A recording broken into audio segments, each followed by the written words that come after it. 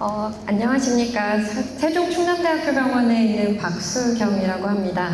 이렇게 이제 멋진 자리에서 또 코에나를 맞이해서 여러분들하고 이렇게 좋은 시간을 보낼 수 있고, 그리고 또 제가 강의로 조금이라도 어떤 정보를 좀 전해드릴 수 있을 것 같아서 굉장히 기분이 좋고 좀 설레고 있습니다. 그 알레르기 비염과 이별하는 법이라는 내용으로 이제 제가 좀 준비를 해봤고요. 강의 순서는 뭐 이렇게 진행을 할 텐데, 뭐 강의라고 해서 너무 딱딱하게 생각 안 하셔도 될 것 같고 그냥 마음 편하게 들어주시면 될 것 같습니다. 그래서 알레르기 비염이란 도대체 뭔지 한번 얘기를 드리고, 그 다음에 이거를 어떻게 치료해야 되는지를 또 얘기를 드릴 거고요. 그 다음에는 이제 여러분들이 그냥 손쉽게 하실 수 있는 뭐 생활 습관이라든지 그런 거에 대해서 좀 간략하게 말씀을 드리겠습니다.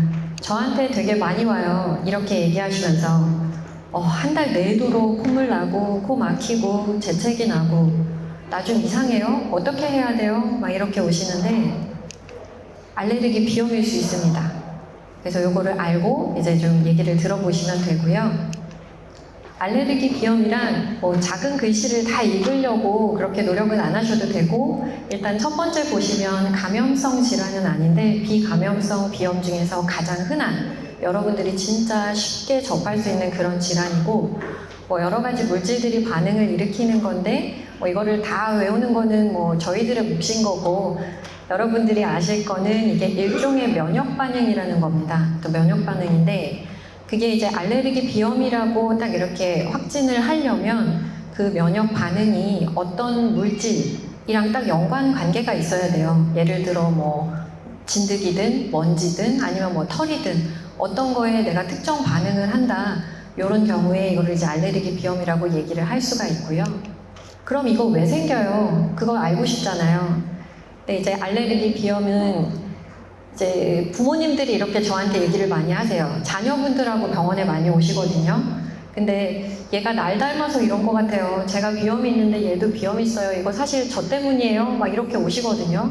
근데 제가 말씀은 사실 그렇게 하고 싶어요. 부모님 탓 아닙니다.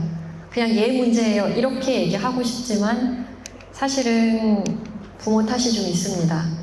그래서 여러분들도 알레르기 비염이 좀 있으신 분들은 부모 탓을 조금 하셔도 되고 자식들한테는 조금 미안해 하셔도 됩니다.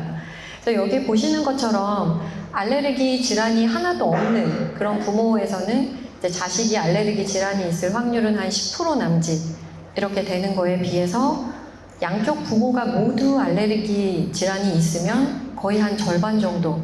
근데 또 그 알레르기 질환도 종류가 사실 좀 여러 가지잖아요. 뭐 그 아토피도 있을 수 있고 알레르기 비염도 있을 수 있고 여러 가지가 있을 수 있는데, 그게 이제 같은 질환이 있는 부모를 가진 애들은 그게 나타날 확률이 거의 한 75%까지도 된대요. 굉장히 높죠. 그래서 유전적 요인이 작용을 하고, 근데 이제 유전만은 답은 아니에요. 결국은 이제 환경적 요인도 있거든요. 그래서 우리가 이제 유전적으로 이런 알레르기 체질을 좀 타고 나기는 했어요. 만약에 어떤 사람이. 그런데 여기에 이런 환경들이 더해지면, 여기 보시는 것처럼 뭐 진드기라든지 뭐 바퀴벌레라든지 곰팡이가 많은 환경에 내가 처한다든지, 아니면 뭐 여러 가지 꽃가루나 나무 꽃가루나 뭐 고양이나 개 털 같은 그런 거에 또 노출이 되면 알레르기 비염이 또 생길 수 있습니다. 그래서 결론은 유전하고 환경이 다 작용을 한다. 그렇게 알고 계셔야 될 것 같고요. 사람들이 많이 물어봅니다, 저한테. 알레르기 비염인지 이게 감기인지 사실 잘 모르겠어요. 그렇게 얘기하시거든요. 그래서 감기인데도 본인이 이제 알레르기인 것 같다고 오시기도 하고, 그런데 이 차이에 대해서 제가 분명하게 좀 얘기를 드릴게요. 분명하게 얘기를 드린다는 거는 왠지 잘 알아야 될 것 같잖아요. 제가 왜 이렇게 얘기하는지는 눈치 빠른 분들은 다 아실 거라고 저는 생각해요. 일단 코감기라는 거는 뭐 재채기나 코막힘은 있습니다. 알레르기 비염에서도 재채기나 코막힘은 다 있고요. 근데 보통 알레르기 비염에서는 가려움증이 있는 경우가 많아요. 눈이라든지 코 이제 가려움증이 있는 경우가 많고, 그 다음에는 이제 알레르기 비염은 여기 꼭 1년은 아니지만 증상이 좀 오래되신 분들이 많아요. 반복적으로 발생을 하기 때문에 증상이 좀 오랫동안 있었던 사람들이 많고, 근데 우리가 소위 말하는 감기라는 거는 일주일 이내죠. 갑자기 이제 급성으로 나타나는 그런 증상이고, 그 다음에 감기에는 대부분의 경우에는 뭐 두통이라든지 좀 열이 난다든지 뭐 이런 것들이 좀 동반이 되잖아요. 그래서 이런 차이점이 있습니다. 기억하셨죠? 그 다음에 많이 물어봐요, 저한테. 알레르기 비염 전염돼요? 내 옆 친구 알레르기 비염 되게 심한데 나 옮을까봐 걱정돼요. 그러면서 오는 학생들이 있어요. 그런 걱정은 하지 않으셔도 됩니다. 알레르기 비염은 결국 이제 면역 반응으로 일어나는 거고, 뭐 세균이나 바이러스 때문이 아니기 때문에 전염 안 돼요. 이거는 사람들한테 많이 얘기해 주시면 사실은 좋을 것 같아요. 이렇게 생각하시는 분들 꽤 있어서 전염 안 되고요. 알레르기 비염인데 나는 눈도 문제예요. 그러면서 오세요. 그래서 눈이 빨갛게 되고 가렵고 이런 일이 있다, 이렇게 얘기하시는데요. 알레르기 비염 환자들은 흔히 알레르기 결막염이 같이 있는 경우가 굉장히 많아요. 그래서 눈도 가렵고 그 다음에 이제 흰자위가 이렇게 좀 많이 빨개지고, 그런 이제 알레르기 결막염이 있고 심하면 눈물도 줄줄 흘리기도 하고 그럴 수 있습니다. 다음은 이제 알레르기 비염 있는 사람들이 같이 좀 있을 수 있는 그런 질환에 대해서 제가 좀 얘기를 드려볼 텐데요. 먼저 천식이에요. 그래서 알레르기 비염 있으신 분들이 천식 있는 경우 많고, 천식 있는 사람들이 알레르기 비염 있는 경우 많고, 그런데 여기 보시면 천식 환자들 중에 한 절반 정도가 알레르기 비염이 있다고 얘기를 하고 있고요. 그 다음에 알레르기 비염 있는 사람이 적게는 10%인데 많게는 거의 한 40%까지도 천식이 있을 수 있대요. 그래서 알레르기 비염이 내가 있어요. 근데 뭐 찬 공기 쐬거나 하는데 이제 막 숨도 조금 답답한 것 같고 기침도 많이 나요. 그러면 천식 있을 수도 있어요. 그래서 관련 검사도 한번 받아보는 것도 저는 추천을 드립니다. 그 다음에는 이제 알레르기 비염하고 또 같이 있을 수 있는 것들이 있는데, 알레르기 비염은 코잖아요. 그리고 결막염은 눈이고, 근데 부비동이라는 애가 있어요. 보통 축농증 생기는 데 있고, 그 다음에 귀가 있고, 걔네들이 다 가까이 붙어 있어요. 그래서 알레르기 비염 있는 사람들이 축농증, 즉 부비동염이 있을 확률도 여기 보시는 것처럼 거의 한 4배 정도 될 수 있고요. 그 다음에 중이염이 걸리는 확률도 2배 이상 증가를 한대요. 그러니까 알레르기 비염을 좀 조절을 잘 해야 우리가 축농증이나 또 이제 중이염 같은 것도 좀 예방을 할 수 있겠다, 이렇게 좀 생각을 할 수도 있겠죠. 그러면 알레르기 비염의 증상을 일으키는 물질이 어떤 게 있을까요? 여기 보시면 이런 물질들이 있는데 뭐 실제로 이것만은 다는 아니에요. 뭐 사람들마다 좀 다르기는 한데, 그래도 특히 이제 우리나라에서 많이 있을 수 있는 그런 것들을 몇 개 들어보면, 여기 보는 것처럼 진먼지, 진드기. 진드기도 사실 종류가 좀 여러 가지기는 하거든요. 근데 어쨌든 진먼지, 진드기가 있고, 그 다음에 좀 축축한 곳에서 많이 있을 수 있는 곰팡이도 있고요.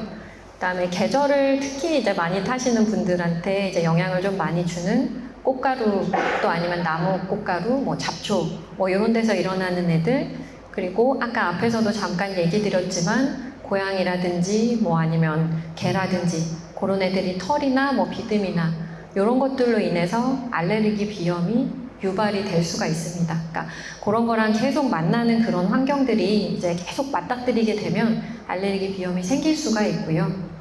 근데 이제 알레르기 비염이 생겼는데 어떤 상황에서 보면 막 그 증상이 더 심해질 때가 있어요. 막 악화된다 그러죠. 갑자기 더 안 좋아지는 경우들이 있거든요. 그래서 악화 요인이 뭔가 또 이렇게 제가 한번 정리를 해봤어요. 여기 보면 호흡기를 자극하는 물질들, 걔네들로 인해서 이제 알레르기 비염이 더 안 좋아질 수가 있는데, 담배를 직접 피는 경우도 그렇겠지만 실제로 간접 흡연, 이런 상황에 알레르기 비염이 또 있으신 분들이 처하게 되면 내가 가진 증상들이 더 안 좋아질 수가 있고요. 그 다음에 여기 보시는 것처럼 차가운 공기 있잖아요. 그래서 환자분들이 저한테 얘기를 되게 많이 하세요. 환절기가 되면 증상이 더 심해져요.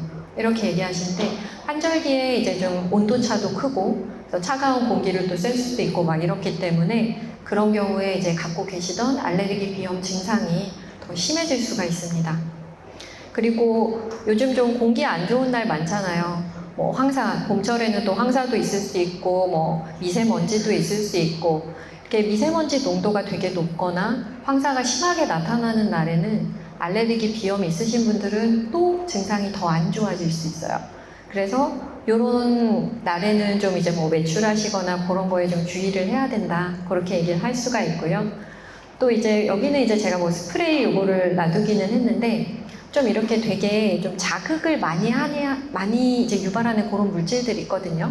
그런 물질과 가까이 가게 됐을 때라든지 그런 경우에도 증상이 확 안 좋아지는 경우들이 꽤 있습니다. 그러면 이제 앞에 잘 알아봤어요. 원인이 어떤 게 있는지, 더 안 좋아지게 하는 게 있는지 알아봤으니까 치료를 어떻게 하는지 이제 알아볼 차례인데요. 치료법은 뭐 굉장히 다양합니다만 일단 크게 4가지 정도로 나눌 수가 있어요. 4가지예요, 4가지. 4가지입니다. 3가지 아니고 4가지예요. 4가지인데 요거 이제 보시면 일단은 뭐 4가지지만 왜 치료해야 되는지도 제가 얘기를 해드릴 텐데 아까 저희 회장님께서도 말씀을 해주셨어요. 알레르기 비염이 있으면 이제 막 콧물도 많이 나고 재채기 나고 막 그러니까 특히 학생들 같은 경우에 운동도 잘 못하고 또 이제 좀 노는 것도 좀 자유롭게 못 놀고 하는 경우들이 많아서 애들이 친구가 좀 적어지는 경우들이 있어요. 그러니까 학교 활동이 좀 힘들어지는 경우들이 있고 그리고 2번째가 이제 부모님들이 굉장히 관심 많으신 애들 학업에 이제 좀 문제가 생긴다고 얘기하잖아요. 코 막힘이 이제 계속 있고 애들이 계속 코 풀어야 되고 또 이제 머리도 아프잖아요. 코가 막히면. 그러면 이제 학생들은 좀 공부하는 것도 어렵고 또 어른들 같은 경우에는 뭐 직장 생활이나 또 생활에도 굉장히 불편감이 많이 있고 코가 막히거나 아니면 콧물이 목 뒤로 막 넘어가거나 하면 잘 때 굉장히 힘들거든요. 특히 증상 밤에 심해지는 경우도 많아서 수면 장애도 있을 수 있어요. 그래서 이런 식으로 우리 이제 생활하고 관련이 많기 때문에 이 비염은 치료를 해야 되고 중요한 4가지 방법을 알려드릴게요. 첫 번째는 이제 항원 회피예요. 항원이라 그러면 이제 알레르기 비염을 일으키는 그 원인 물질이죠. 그래서 여기 보시면 진먼지 진드기 같은 애들이 이런 데 잘 살기 때문에 가능한 침대나 뭐 카펫이라든지 그런 천으로 된 물질은 좀 없애는 게 좋을 것 같고요. 요즘은 꽤 많이 있고 관심도 많으시더라고요. 침대 매트리스나 베개 커버 같은 거는 진먼지 진드기가 이제 투과할 수 없는 그런 비투과성으로 바꾸시면 좋고요. 침구류를 세척을 하실 때는 침구류 뭐 비싼 거 쓰시고 하시면 좀 아까워가지고 이제 굉장히 차가운 물이나 좀 이런 물로 세척 많이 하시는데 실제로 침구류를 세탁하실 때는 한 55도 이상 되는 좀 뜨거운 물로 세탁을 하셔야지 진먼지 진드기나 뭐 이런 애들을 좀 예방을 하실 수가 있습니다. 50도 아니고 53도도 아니고 55도예요. 그냥 말씀드리는 거예요, 정말. 그리고 제습기나 에어컨 사용할 때 하는 거는 괜찮습니다. 뭐 하시는 거 다 괜찮은데 습도가 너무 높으면 곰팡이라든지 뭐 진드기나 이런 애들이 더 잘 살 수 있거든요. 그래서 실내 습도가 50도 이상이 되는 거는 하지 않으시는 게 좋아요. 좀 낮게 유지하실 수 있어야 되고 그다음에 뭐 헤파 필터 사실 검색해보면 굉장히 많이 나오거든요. 그래서 뭐 청소기라든지 공기청정기라든지 이런 데 헤파 필터 장착된 애로 좀 하시면 더 좋으실 것 같고 애완동물은 진짜 옛날에 뭐 한 5년, 10년 전에는 뭐 만약에 고양이나 개털에 알레르기 있으신 분이 저한테 왔는데 자기가 고양이나 개를 키우고 있대요. 그럼 저도 그때는 그렇게 말했어요. 키우시면 안 되죠. 굉장히 냉정하게 얘기했었는데 근데 요즘은 그러면 안 되죠. 걔는 가족이잖아요. 그리고 저한테도 그렇기도 하고 그래서 이제 많이 바뀌었어요. 그래서 애완동물 알레르기 있으신 분들이 이제 그런 거 때문에 이제 개나 고양이 기르시는 분한테는 뭐 어쩔 수 없지만 이제 가능하면 좀 집에 많이 안 들이시는 게 좋고 또 집에 들이시더라도 잠자리라도 좀 분리를 좀 해주라 그렇게 얘기를 많이 드리는 편입니다. 그리고 지금 같은 계절 있잖아요. 뭐 황사든 뭐 미세먼지 많을 수 있고 또 꽃가루 많이 날리는 계절에는 웬만하면 낮에 막 이렇게 환기 많이 시키지 마시고 그 다음에 마스크 착용하시면 도움이 됩니다. 그 다음은 약물 치료인데요. 먹는 약 있고 코 안에 뿌리는 약 있어요. 근데 이제 먹는 약 같은 경우는 뭐 종류는 여러 가지인데 주로 우리가 많이 쓰는 거는 항히스타민제고 보통 요거는 좀 졸음을 유발하는 약들이 많기 때문에 좀 주의하셔야 될 것 같고, 코 안에 뿌리는 약도 종류 많은데 여기 그림에 있는 거는 보통 의사들이 처방을 하거든요. 저희가 처방하니까 뭐 이제 하시면 되는데, 약국에서 혈관 수축제라 그래서 코 뻥 뚫리는 애들 팔아요. 처음에는 좋은데 나중에 계속 쓰다 보면 그게 더 부작용이 있어서 더 코 막히시게 되셔서, 제가 특정 브랜드는 말할 수 없지만 그거는 그렇게 많이 사용하지 않으시는 거를 추천드립니다. 수술은 그냥 간단하게만 말씀드릴게요. 이제 너무 코 막힘이 심하신 분들, 콧물이나 뭐 재채기보다는 코 막힘이 너무 심하신 분들은 우리가 코 안에 있는 뭐 예를 들어 비중격이라든지 뭐 합의각계 이런 애들을 좀 교정을 해서 숨 쉬는 거를 편하게 만들어 주기도 하고요. 최근에 이제 저한테 알고도 많이 찾아오시는데, 알레르기 비염을 면역 치료를 할 수가 있어요.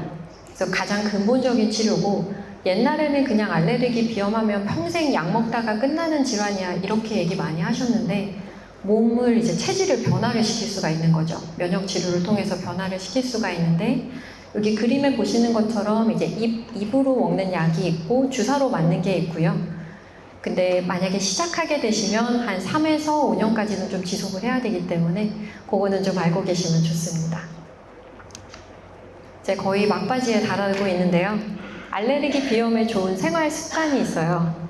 근데 아시는 거 많으실 거예요. 요즘 하도 막 인터넷이나 아니면 TV 매체에서 말씀 많이 해주셔서, 실내 온도랑 습도 잘 조절하는 거, 환기는 자주 하는 게 좋고 짧게 하시는 게 좋고요. 너무 오랫동안 문 열어놓으시는 거 별로 권유하지 않고, 시간은 너무 이른 아침이나 밤에는 오히려 공기가 좋지 않아요. 그래서 오전 10시에서 6시 사이에 좀 짧게 자주 하시는 게 좋고, 뭐 손 자주 씻고 이건 잘 아시죠? 물 자주 마시는 것도 아실 것 같고, 아까 앞에서 말씀드렸듯이 담배 연기는 간접 흡연도 좋지 않으니까 근처에도 안 가시면 좋을 것 같고요. 요거는 이제 일상생활에서 우리가 할 수 있는 생활 습관이고요. 이렇게 지금처럼 좀 공기가 안 좋을 때, 그리고 계절이 안 좋을 때는 이런 날에는 실제로 외출을 좀 삼가시는 게 사실은 좋고요. 그 다음에 실제로 피부를 통해서도 또 반응이 또 올라올 수 있어가지고 외출하실 때 좀 얇더라도 좀 긴팔이나 아니면 뭐 걸칠만한 거 좀 갖고 다니시면 좋을 것 같고, 앞에서 말씀드렸던 것처럼 마스크도 사용하시면 좋으실 것 같고, 손 씻으시는 건 좋고요. 그 다음에 운동을 하실 때 제가 여기서 이제 오전 이 시간에는 별로 안 하는 게 좋다고 얘기 드리는 게, 이때가 이제 온도가 되게 급격하게 변할 때예요. 아까 이렇게 막 좀 환절기 같은 때 너무 확 온도가 변하는 때니까, 그래서 이럴 때는 가급적이면 밖에서 운동 안 하시는 게 더 좋을 것 같습니다.